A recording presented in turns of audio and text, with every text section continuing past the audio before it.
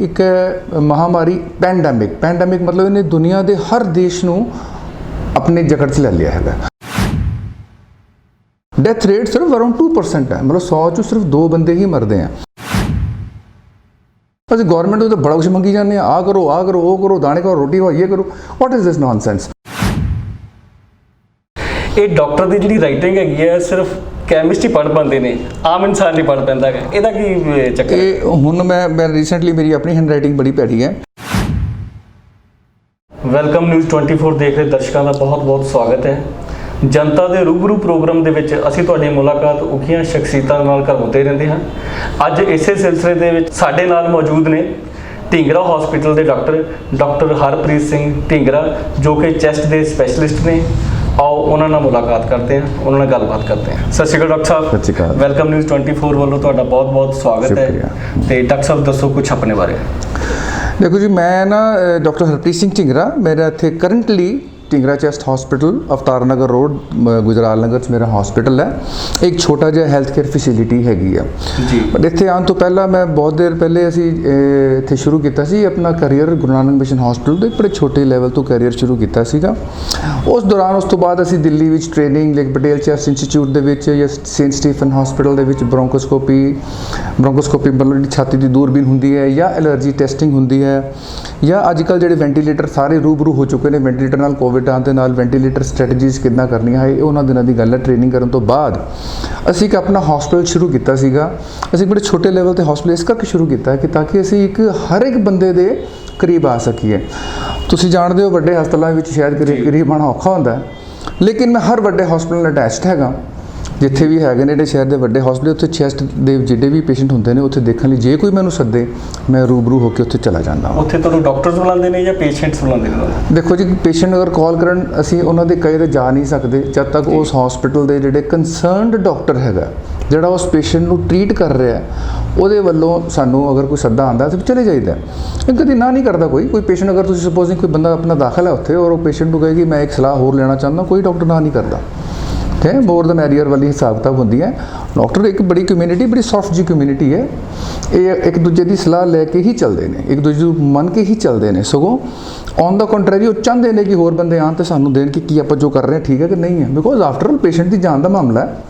तो कोऑपरेशन साढ़े विच सारे विच बड़ी अच्छी है। जलंधर एटलीस्ट मैं काम करते मैंने 20-25 साल हो गए, बड़ी वधिया कोऑपरेशन है।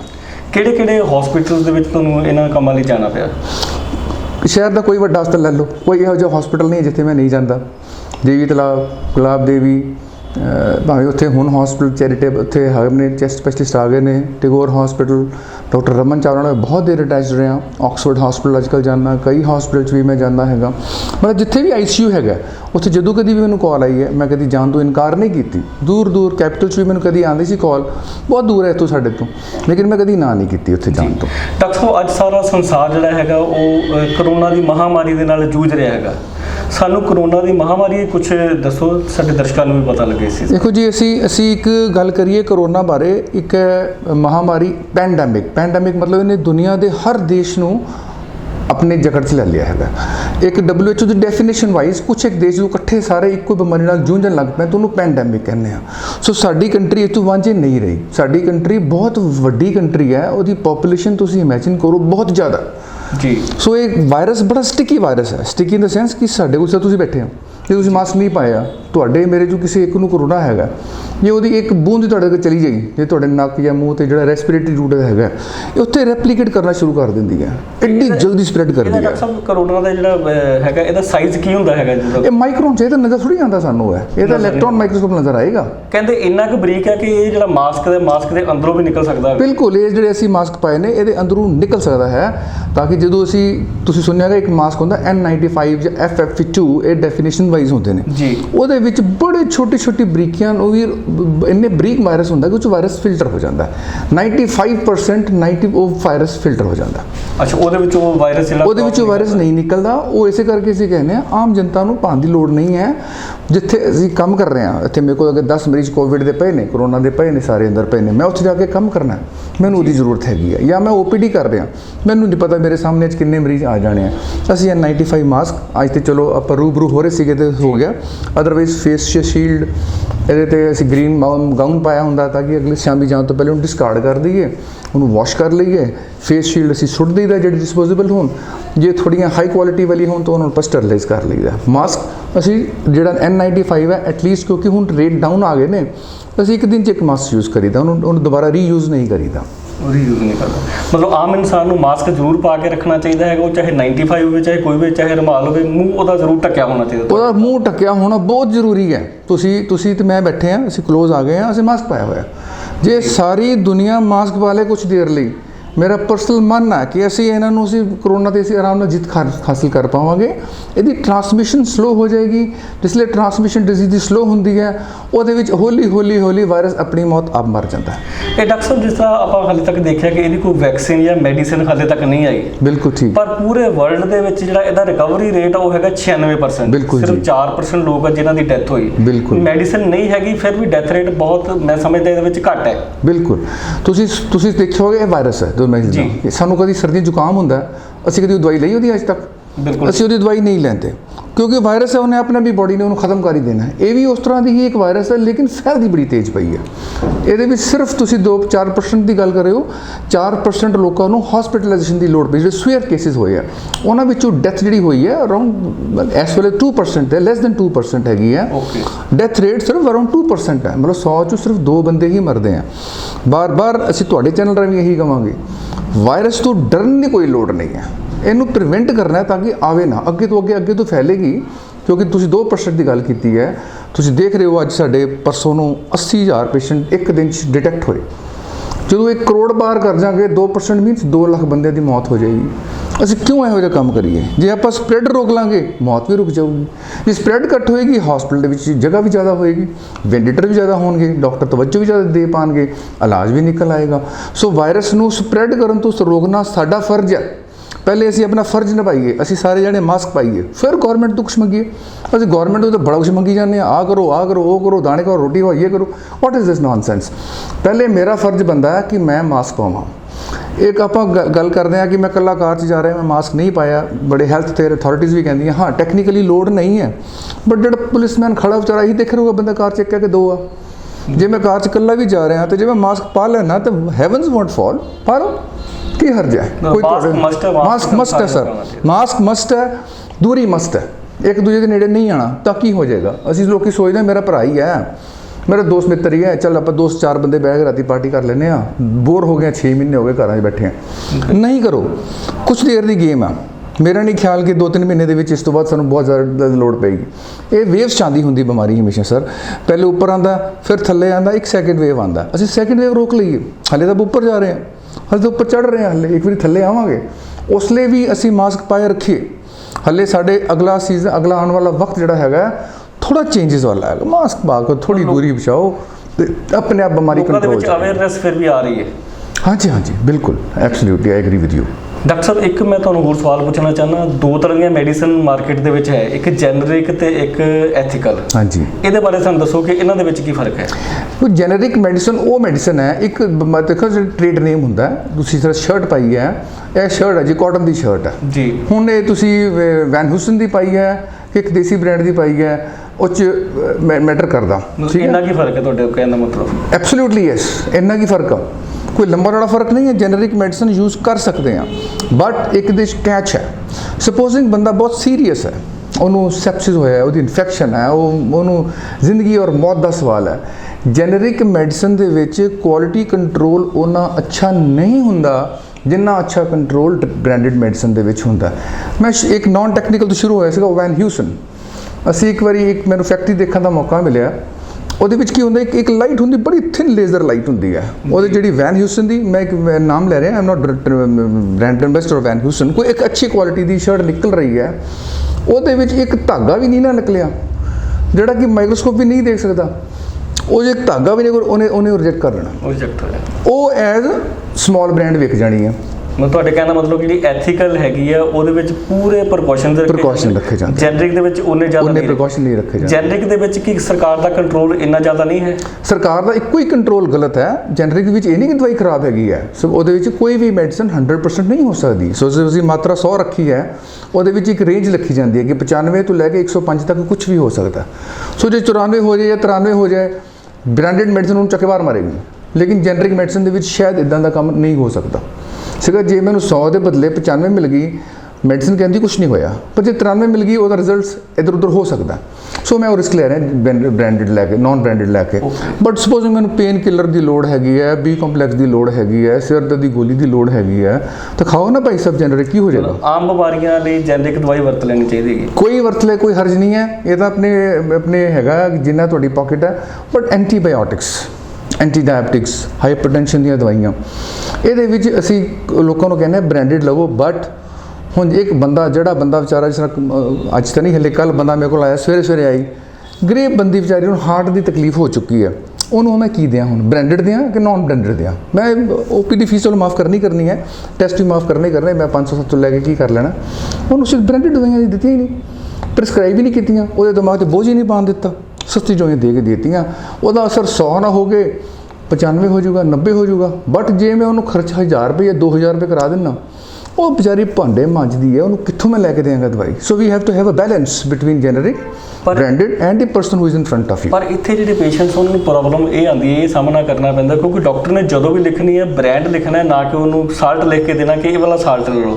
ਪ੍ਰਧਾਨ ਮੰਤਰੀ ਜਨ ਔਸ਼ਧੀ ਦੇ ਨਾਮ ਦੇ ਉੱਤੇ ਵੀ ਦੁਕਾਨਾਂ ਖੁੱਲੀਆਂ, ਬਟ ਉਹਦੇ ਵਾਸਤੇ ਲੋਕੀ ਇੰਨੇ ਜ਼ਿਆਦਾ ਅਵੇਅਰ ਨਹੀਂ ਹੈਗੇ, ਕਿਉਂਕਿ ਡਾਕਟਰ ਨੇ ਜਦੋਂ ਲਿਖ ਕੇ ਦੇਣਾ ਹੈਗਾ ਸਿਰਫ ਬ੍ਰਾਂਡ ਲਿਖ ਕੇ ਦੇਣਾ, ਉਹ ਬ੍ਰਾਂਡ ਉੱਥੋਂ ਮਿਲਣਾ ਨਹੀਂ ਹੈਗਾ। ਉਹਦੇ ਵਿੱਚ ਤੁਸੀਂ ਕੀ ਸੁਜੈਸਟ ਕਰਦੇ? ਮੈਂ ਸੁਜੈਸਟ ਕਰਦਾ, ਪਹਿਲੀ ਸੁਜੈਸ਼ਨ ਇਹ ਹੈ ਕਿ ਜਿਹੜਾ ਜੈਨਰਿਕ ਦੇ ਉੱਪਰ, ਜਿਹੜੀ ਦਵਾਈਆਂ ਦੇ ਉੱਪਰ ਹੈ, ਜੇ ਮਿਲਦੀ 2 ਰੁਪਏ ਦੀ ਹੈ ਤਾਂ ਉਹਨੂੰ 2.25 ਰੁਪਏ ਦੀ ਵਿਕ ਜਾਣਾ ਚਾਹੀਦਾ। ਜਿਹੜਾ ਕੋਈ 20% ਮਾਰਜਨ ਆਮ ਹੈ, 5% ਲਾਸਿਸ ਵੀ ਹੈਗੇ ਨੇ। ਕੋਈ ਦਵਾਈ ਐਕਸਪਾਇਰ ਹੋ ਗਈ, ਗੁੰਮ ਗਈ, ਕੋਈ ਡਿੱਗ ਗਈ, ਕੋਈ ਵਾਪਸੀ ਆ ਗਈ, ਬੰਦਾ ਨੈਕਸਟ ਨਹੀਂ ਲੈਂਦਾ, 5-7% ਮਾਰਜਨ 2 ਦਾ 2.5 ਕੀਤਾ ਜਾ ਸਕਦਾ। ਉਹ 100 ਰੁਪਏ ਦਾ ਪੱਤਾ ਹੈ ਤੇ ਦੂਸਰੇ ਜੈਨਰਿਕ ਦੇ ਵਿੱਚ ਉਹੀ 10 ਰੁਪਏ ਦਾ। ਇਹ ਕੰਟਰੋਲ ਮੇਰੇ ਕੋਲ ਤਾਂ ਹੈ ਨਹੀਂ, ਇਹ ਕੰਟਰੋਲ ਗਵਰਨਮੈਂਟ ਕੋਲ ਹੈ ਜੀ, ਇਹ ਕਰਨਾ ਚਾਹੀਦਾ। ਦੂਸਰਾ ਬਾਰ-ਬਾਰ ਆਉਂਦਾ ਹੈ ਕਿ ਡਾਕਟਰ ਨਾ ਬ੍ਰਾਂਡ ਨੇ ਲਿਖੇ ਹੀ ਨਾ, ਲਿਖੇ ਉਹ ਜੈਨਰਿਕ ਲਿਖੇ। ਹੁਣ ਸਪੋਜ਼ਿੰਗ ਮੈਂ ਲਿਖਤਾ ਤੁਸੀਂ ਸ਼ਰਟ ਪਾਣੀ ਹੈ, ਮੈਂ ਆਮ ਜਨਤਾ ਨੂੰ ਸੰਭਾਲਣ ਦੀ ਇਹ ਗੱਲ ਕਰਦਾ, ਸ਼ਾਇਦ ਮੈਡੀਸਨ ਨਾ ਸਮਝ ਪਾਉਣ ਕਿ ਤੂੰ ਸ਼ਰਟ ਪਾਣੀ ਹੈ, ਠੀਕ ਹੈ। ਹੁਣ ਉਹ ਜਾਏਗਾ ਤੁਸੀਂ ਕੈਮਿਸਟ ਕੋਲ, ਉਹਦੇ ਕੋਲ ਤੇ ਆਪਣੀ ਮਰਜ਼ੀ ਹੋ ਗਈ। ਹੁਣ ਤੁਹਾਨੂੰ ਵੈਨ ਹੁਸਨ ਦੀ ਦਿੰਦਾ ਕਿ ਦੂਜੀ ਦਿੰਦਾ, ਤੇ ਪੈਸੇ ਲੈ ਲੈਂਦਾ ਵੈਨ ਹੁਸਨ ਤੋਂ ਵੀ ਜ਼ਿਆਦਾ। ਉਹਦੇ ਕੋਲ ਪਾਵਰ ਦੇਣ ਨੂੰ ਤਾਂ ਗਵਰਨਮੈਂਟ ਤਿਆਰ ਹੈ, ਉਹਦੇ ਕੋਲ ਗਵਰਨਮੈਂਟ ਜਨਤਾ ਤਿਆਰ ਹੈ। ਡਾਕਟਰ ਨੂੰ ਪਾਵਰ ਨਹੀਂ ਦੇ ਸਕਦੇ ਕਿ ਮੈਂ ਕੀ ਲੈਣਾ ਕੀ ਨਹੀਂ ਲੈਣਾ। ਖੁੱਲ੍ਹ ਕੇ ਡਿਸਕਸ ਕਰੋ, ਸਰ ਮੇਰੇ ਕੋਲ ਇੰਨੇ ਪੈਸੇ ਨਹੀਂ ਹੈਗੇ, ਮੈਨੂੰ ਜ਼ਰਾ ਉਹ ਦਵਾਈ ਦੇਣਾ ਜਿਹੜੀ ਥੋੜੀ ਸਸਤੀ ਹੋਵੇ। ਮੈਂ ਨਹੀਂ ਖਿਆਲ ਕਿ ਕੋਈ ਡਾਕਟਰ ਮਨਾ ਕਰ ਦੇਗਾ ਤੂੰ ਆ ਨਹੀਂ ਇਹੀ ਲੈ। I am sure about it. Doctor ਨੂੰ ਕਹਿ ਦੇਣਾ ਚਾਹੀਦਾ, ਹਰ ਚੀਜ਼ ਨੂੰ ਕਹਿਣਾ ਚਾਹੀਦਾ। ਕੋਈ ਬੇਸ਼ਰਮੀ ਇਹਦੇ 'ਚ ਕੋਈ ਡਾਕਟਰ ਤੇ ਪੇਸ਼ੈਂਟ ਦਾ ਰਿਲੇਸ਼ਨ ਤਾਂ ਬੜਾ ਪਿਆਰਾ ਰਿਲੇਸ਼ਨ ਆ। ਬਿਲਕੁਲ ਠੀਕ। ਘਰ ਦੀਆਂ ਗੱਲਾਂ ਲੋਕਾਂ ਨੂੰ, ਘਰ ਦੇ ਮਾਮਲੇ ਸੀ, ਮੁੰਡਿਆਂ ਕੁੜੀਆਂ ਦੇ, ਸਹੁਰਿਆਂ ਜਵਾਈਆਂ ਦੇ ਮਾਮਲੇ ਸੋਲਵ ਹੁੰਦੇ ਨੇ ਇੱਥੇ ਬੈਠੇ। ਸੋ ਇਹ ਇੱਕ ਚੀਜ਼ ਜਿਹੜੀ ਹੈਗੀ ਹੈ, ਤੁਸੀਂ ਡਾਕਟਰ ਦੇ ਅੱਗੇ ਖੁੱਲ੍ਹ ਕੇ ਕਰੋ, ਸਰ ਮੈਂ ਨਹੀਂ ਇੰਨੇ ਪੈਸੇ ਖਰਚ ਸਕਦਾ, ਕੋਈ ਆਲਟਰਨੇਟਿਵ ਬ੍ਰਾਂਡ ਹੈਗਾ, well use it, rather then ਕਿ ਤੁਸੀਂ ਇੰਟਰਨੈਟ ਤੇ ਜਾਵੋ, ਚੈੱਕ ਕਰੋ ਕਿ ਇਹਦੇ ਬਦਲੇ ਆਹ ਮਿਲਦੀ ਆ, ਚੰਗੀ ਮਿਲਦੀ ਆ। ਖੁੱਲ੍ਹ ਕੇ ਗੱਲ ਕਰੋ, ਖੁੱਲ੍ਹ ਕੇ ਗੱਲ ਕਰੋ, ਸਰ ਕੋਈ ਸਸਤਾ ਆਲਟਰਨੇਟਿਵ ਹੈਗਾ, ਮੈਂ ਉਹ ਯੂਜ਼ ਕਰ ਲਾਂ, ਜ਼ਰੂਰ ਕਰੇ। ਮੈਂ ਮਨਾ ਕਰਾਂਗਾ? ਡੂ ਯੂ ਥਿੰਕ ਮੈਂ ਮਨਾ ਕਰਾਂਗਾ? ਨਹੀਂ ਇਹੀ ਕਰ, ਮੈਨੂੰ ਕੀ ਫਾਇਦਾ ਮਿਲਣਾ? ਠੀਕ ਹੈ। ਮੈਂ ਵੈਲਕਮ ਨਿਊਜ਼ 24 ਦੇ ਮਾਧਿਅਮ ਨਾਲ ਵੀ ਕਹਿਣਾ ਚਾਹੁੰਦਾ ਹੈ ਕਿ ਡਾਕਟਰਸ ਨਾਲ ਪੇਸ਼ੈਂਟ ਨੂੰ ਖੁੱਲ੍ਹ ਕੇ ਗੱਲ ਕਰਨੀ ਚਾਹੀਦੀ ਹੈ। ਉਹਨੂੰ ਦੱਸਣਾ ਚਾਹੀਦਾ ਹੈ ਕਿ ਮੈਨੂੰ ਜੈਨਰਿਕ ਮੈਡੀਸਨ ਦੇ ਦਿਓ ਤਾਂ ਕਿ ਉਹਨੂੰ ਸਸਤੀ ਮਿਲ ਸਕੇ। ਹਾਂ ਬਿਲਕੁਲ।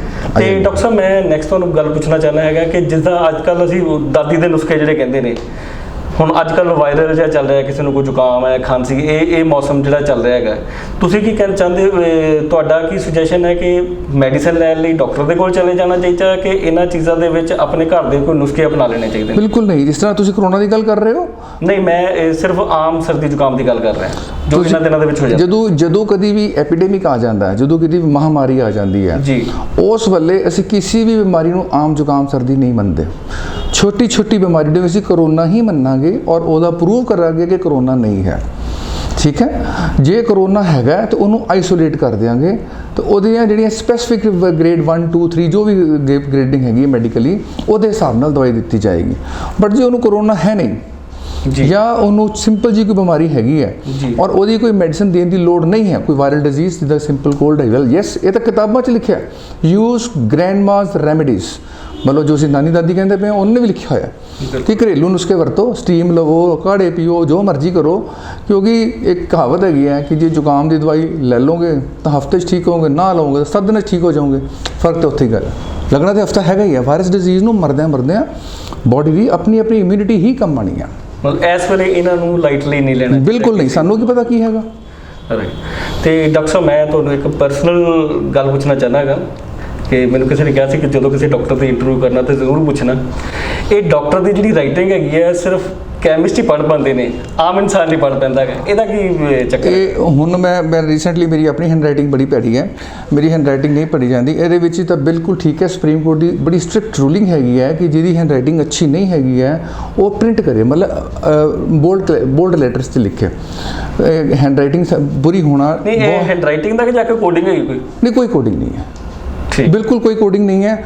ਉਹਨੂੰ ਅੱਜ ਕੱਲ੍ਹ ਤੁਸੀਂ ਦੇਖ ਲਿਆ ਬਹੁਤ ਸਾਰੇ ਹਸਪੀਟਲਸ ਇਨਕਲੂਡਿੰਗ ਮਾਈਨ, ਅਸੀਂ ਉਹਨੂੰ ਉਸ ਪ੍ਰੋਸੈਸ 'ਚ ਹੈਗੇ ਹਾਂ ਕਿ ਅਸੀਂ ਸਿਰਫ ਇੱਥੇ ਲਿਖਦੇ ਹਾਂ, ਉਹਦੀ ਪ੍ਰਿੰਟ ਕਾਪੀ ਬਾਹਰ ਨਿਕਲਦੀ ਹੈ, ਉਹਦੀ ਪ੍ਰਿੰਟਡ ਆਏਗੀ, ਥੱਲੇ ਜੈਨਰਿਕ ਨੇਮ ਨਾ ਲਿਖਿਆ ਹੋਏਗਾ। ਅੱਛਾ, ਜੈਨਰਿਕ ਐਥੀਕਲ ਨਾਲ ਲਿਖਿਆ? ਦੋਨੋਂ ਨਾਲ। ਬੜੇ ਸਾਰੇ ਹਸਪੀਟਲ ਨੇ ਪਿਕਅਪ ਕਰ ਲਿਆ, ਹੌਲੀ ਸਭ ਜਗ੍ਹਾ ਆ ਜਾਏਗੀ। ਇਹ ਮੇਰਾ ਬ੍ਰਾਂਡ ਹੈ, ਮੈਂ ਇਹ ਤੈਨੂੰ ਰਿਕਮੈਂਡ ਕਰਦਾ, ਇਹਦਾ ਜੈਨਰਿਕ ਆਰ ਨੰਬਰ ਹੈ, ਤੇਰੀ ਮਰਜ਼ੀ, ਜੋ ਮਰਜ਼ੀ ਲੈ ਲੈ। ਡਾਕਟਰ ਸਾਹਿਬ ਜਾਂਦੇ ਮੈਂ ਤੁਹਾਡੀ ਇੱਕ ਰਿਕਮੈਂਡੇਸ਼ਨ ਲੈਣਾ ਚਾਹੁੰਦਾ ਹੈ, ਜੈਨਰਿਕ ਮੈਡੀਸਨ ਜਾਂ ਐਥੀਕਲ ਮੈਡੀਸਨ? ਮੇਰਾ ਜਵਾਬ ਫਿਰ ਉਹੀ ਹੈ ਕਿ ਜੇ ਕੋਈ ਸੀਰੀਅਸ ਪੇਸ਼ੈਂਟ ਹੈ, ਜੇ ਇੱਥੇ ਬਿਮਾਰੀ ਬੜੀ ਸੀਰੀਅਸ ਹੈ, ਉੱਥੇ ਕੋਈ ਕੰਪਰੋਮਾਈਜ਼ ਨਹੀਂ, ਪੈਸੇ ਨਾਲ ਉੱਥੇ ਵਿੱਚ ਜ਼ਿੰਦਗੀ ਤੇ ਪੈਸੇ ਵਿੱਚ ਪੈਸਾ ਹਾਰ ਜਾਏਗਾ। ਉੱਥੇ ਤੁਸੀਂ ਆਰਾਮ ਦੇ ਨਾਲ ਚੁੱਪ ਕਰਕੇ ਬ੍ਰਾਂਡਡ ਮੈਡੀਸਨ ਲੈਣੀ ਹੈ ਜਿਹਦਾ ਕਿ ਕੁਆਲਿਟੀ ਕੰਟਰੋਲ ਅਸ਼ੋਰਡ ਹੈਗਾ। ਜਿੱਥੇ ਸਿੰਪਲ ਡਿਜ਼ੀਜ਼ ਹੈਗੀ ਹੈ ਉਹਦੇ ਵਿੱਚ ਚੋਇਸ ਪੇਸ਼ੈਂਟ ਦੀ ਹੈਗੀ ਹੈ ਕਿ ਉਹਦੇ ਵਿੱਚ ਪੈਸਾ ਮੈਟਰ ਨਹੀਂ ਕਰਨਾ, ਉਹਦੇ ਵਿੱਚ ਠੀਕ ਹੈ ਗੋਡਾ ਦਰਦ ਹੈ, ਮਾੜਾ ਮੋੜਾ ਸੱਜੇ ਖੱਬੇ ਹੋ ਵੀ ਜਾਏਗਾ ਤਾਂ it will not make much difference. ਤੁਸੀਂ ਜੈਨਰਿਕ ਮੈਡੀਸਨ ਫ੍ਰੀਲੀ ਲੈ ਸਕਦੇ ਹੋ, ਛੋਟੀ ਮੋਟੀ ਬਿਮਾਰੀ ਲਈ ਤੁਸੀਂ ਲੈ ਸਕਦੇ ਹੋ। ਇਨ ਬਿਟਵੀਨ ਜਿਹੜਾ ਵਿਚਕਾਰ ਹੈ, ਮੈਂ ਪ੍ਰੈਫਰ ਬ੍ਰਾਂਡਡ ਹੀ ਕਰਦਾ ਕਿ ਬਾਏ ਬ੍ਰਾਂਡਡ ਕਿਉਂ ਨਾ ਲਈਏ, ਕਿੰਨਾ ਕੁ ਖਰਚਾ ਇੱਕ ਐਕਸਪਲੇਨ ਮੈਂ ਕਰਾਂਗਾ ਤੁਹਾਡੇ ਟੀਵੀ ਰਾਹੀਂ ਦੇ ਮਾਧਿਅਮ। ਜਿਹੜੀ ਇੱਕ ਸ਼ੂਗਰ ਦੀ ਗੋਲੀਆਂ ਅੱਜ ਕੱਲ੍ਹ ਕਹਿੰਦੇ ਕਿ ਬ੍ਰਾਂਡਡ ਕਿਉਂ ਲੈ ਰਹੇ ਹੋ, ਇਹ ਜਦੋਂ ਇੰਟਰੋਡਿਊਸ ਹੋਈ ਸੀ 2010 'ਚ, ਮੈਂ ਬ੍ਰਾਂਡ ਦਾ ਨਾਮ ਨਹੀਂ ਲਊਂਗਾ, ਉਦੋਂ ਇਹ ਗੋਲੀ 40 ਰੁਪਏ ਦੀ ਸੀਗੀ ਜੀ, ਅੱਜ ਵੀ 40 ਰੁਪਏ ਦੀ ਹੈ। ਹੁਣ 2010 ਦੇ 40 ਰੁਪਏ ਤੇ 2020 ਦੇ 40 ਰੁਪਏ 'ਚ ਕਿੰਨਾ ਫਰਕ ਆ? ਯੂ ਕੈਨ ਅੰਡਰਸਟੈਂਡ ਜੀ। ਸਮਾਂ ਇੱਦਾਂ ਹੀ ਸਾਰੀਆਂ ਬ੍ਰਾਂਡਡ ਬ੍ਰਾਂਡ ਜਿਹੜੀਆਂ ਵੀ ਦਵਾਈਆਂ ਆਉਂਦੀਆਂ, ਜਦੋਂ ਉਹ ਪੇਟੈਂਟ ਦੇ ਵਿੱਚ ਹੁੰਦੀਆਂ ਬੜੀਆਂ ਮਹਿੰਗੀਆਂ ਹੁੰਦੀਆਂ ਕਿਉਂਕਿ ਉਹਨੇ ਰਿਸਰਚ ਕਾਸਟ ਕੀਤੀ ਹੁੰਦੀ ਆ। ਉਹਨੇ ਇਹਦੇ ਤੁਹਾਨੂੰ ਮੈਂ ਇਹਦਾ ਵੀ ਇੱਥੇ ਵੀ ਲੱਗਦੇ ਹੱਥਾਂ ਵੀ ਦੇ ਦਿਆਂ, ਕਰੋਨਾ ਦਾ ਵੈਕਸੀਨ ਤਿਆਰ ਪਿਆ, ਉਹ ਤਾਂ ਪਾਣੀ ਹੈ ਕਿ ਉਹਦੇ ਵਿੱਚ ਛੋਟੀ ਚੀਜ਼ ਹੀ ਹੈ ਨਾ, ਲੇਕਿਨ ਉਹਨੂੰ ਰਿਸਰਚ ਕਰਨ ਜਿਹੜਾ ਖਰਚਾ ਆ ਰਿਹਾ ਉਹ ਕਿੱਥੋਂ ਪੂਰਾ ਹੋਏਗਾ? ਕਰੋਨਾ ਦਾ ਇੰਜੈਕਸ਼ਨ ਔਰ ਅਪਰੋਕਸੀਮੇਟਲੀ 1000 ਰੁਪੀਜ਼ ਵਾਇਲ 'ਚ ਆਏਗਾ, 1 ਪਰ ਪਰਸਨ ਆਏਗਾ, ਤਿਆਰ ਤੇ ਪਿਆ ਹੀ ਹੈ ਕਿਉਂਕਿ ਤਿਆਰ ਕਰਨਾ ਥੋੜ੍ਹੀ ਔਖਾ ਹੈ, ਉਹਨੂੰ ਲੱਭਣਾ ਬੜਾ ਔਖਾ ਹੈ।